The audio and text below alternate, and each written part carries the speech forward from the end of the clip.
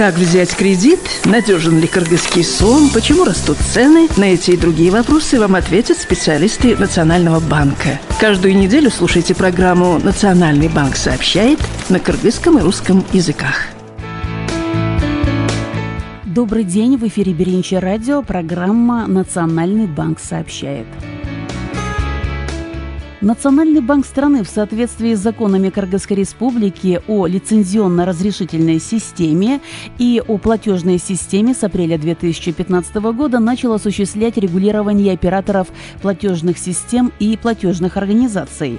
Для осуществления деятельности платежной организации юридическое лицо должно иметь лицензию на оказание услуг по приему и проведению платежей и расчетов за товары и услуги, не являющиеся результатом своей деятельности в пользу третьих лиц посредством платежных систем, основанных на информационных технологиях и электронных средствах и способах проведения платежей. Оператор платежной системы перед началом осуществления деятельности должен получить лицензию на оказание услуг по приему, обработке и выдаче финансовой информации, процессинг, клиринг по платежам и расчетам третьих лиц участникам платежной системы данного процессингового клирингового центра. В чем заключается регулирование деятельности операторов платежных систем и платежных организаций, я попросила рассказать главного специалиста отдела по операторам платежных систем и платежных организаций Управления платежных систем Национального банка Кыргызской Республики Айгуль Бакесариеву. Услуги, оказываемые операторами платежных систем и платежными организациями, в целом являются банковскими операциями. То есть данные услуги могут оказывать банки и отдельные юридические лица, имеющие разрешительные документы Национального банка.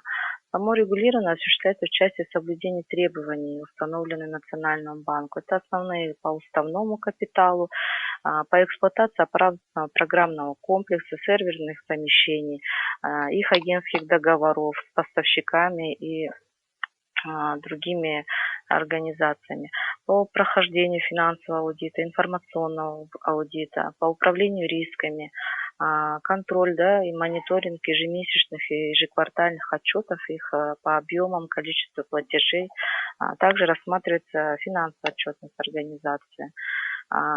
Также Национальный банк предоставляется полная информация о всех изменениях, например, о изменениях в коллегиальном исполнительном органе, источнике происхождения денежных средств, с любыми приложениями, копии подтверждающих документов.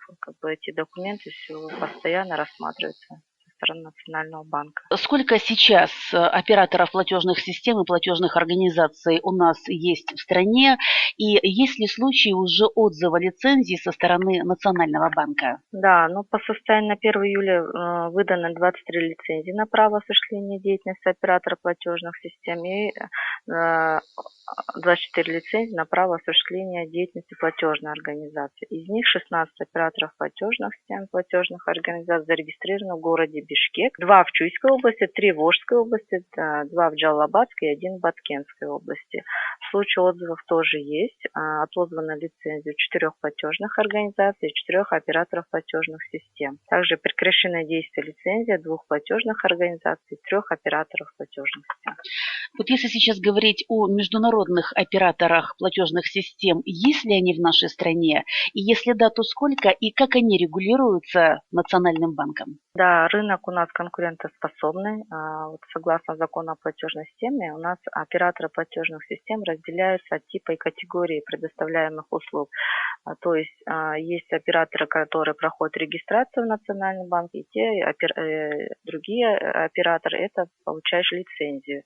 Все международные операторы платежных систем, не резиденты Кыргызской Республики, такие как операторы международной системы электронных денег, операторы международных систем денежных переводов, международная платежная система расчетов с использованием банковских карт, перед началом осуществления деятельности у нас в Кыргызской Республике должны пройти регистрацию в Национальном банке. Законодательно без регистрации деятельность в Кыргызской Республике запрещена.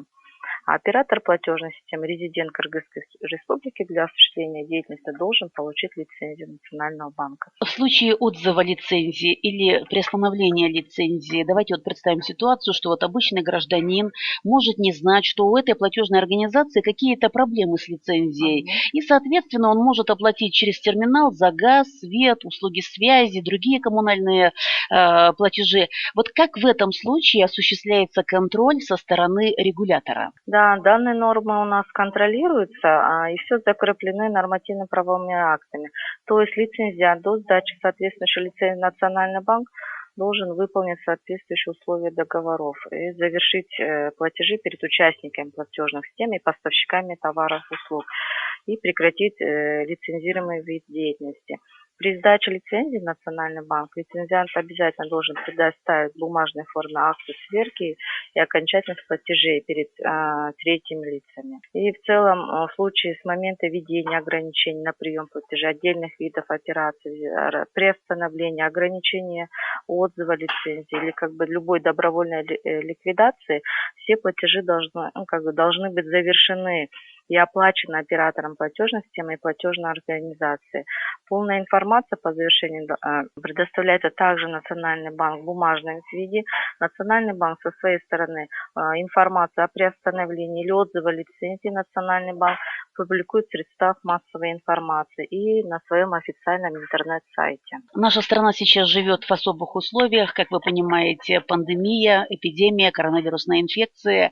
Как велась работа с участниками платежных систем в период введения чрезвычайной ситуации, чрезвычайного положения в стране при пандемии COVID-19? Да, вот в период чрезвычайного положения Национальный банк на постоянной основе осуществлял мониторинг за деятельностью операторов платежных организаций, что в целях обеспечения бесперебойного функционирования платежных систем, для обеспечения приема платежей именно граждан за услуги связи, коммунальные услуги, пополнение банковских кошельков, банковских счетов, да, чтобы постоянно эти платежные организации работали.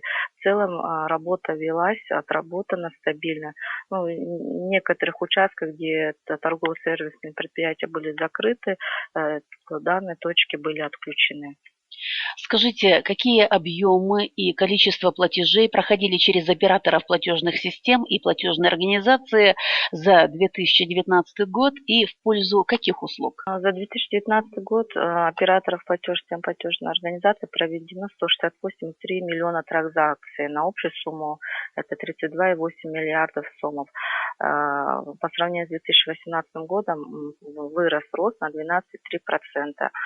Через платежные организации осуществляется в основном прием платежей в пользу третьих лиц с использованием платежных терминалов, агентской сети и электронных денег. На конец 2019 года количество платежных терминалов и агентств составило 7699 единиц.